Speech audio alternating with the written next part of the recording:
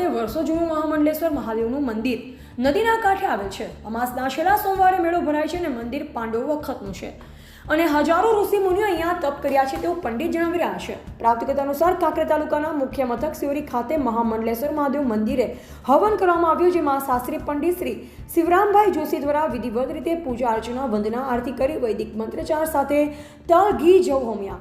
જેમાં સિયોરીના ગ્રામ લોકો દ્વારા મહામંડલેશ્વર મહાદેવ મંદિરથી શોભાયાત્રા નીકળી દુગાવાડા હનુમાનજી મંદિર સુધી સુંદર રીતે આયોજન કરવામાં આવ્યું, જેમાં મોટી સંખ્યામાં શ્રદ્ધાળુઓ દર્શન કરી ભોજન પ્રસાદ ગ્રહણ કરી ધન્યતા અનુભવી હતી. ત્યારે લોકોએ મેળાની મજા માણી. જેમાં સૌથી અગત્યની બાબત વિશે વાત કરીએ તો દર વર્ષે અમાસના છેલ્લા સોમવારે મેળો ભરાય છે અને લોકોએ દર વર્ષની જે મેળાની મજા માણી. મોટી સંખ્યામાં શ્રદ્ધાળુઓ દર્શન કરવા ઉમટી પડ્યા. અહેવાલ જયંતિભાઈ ઠક્કર, સિયોરી, કાંકરેજ.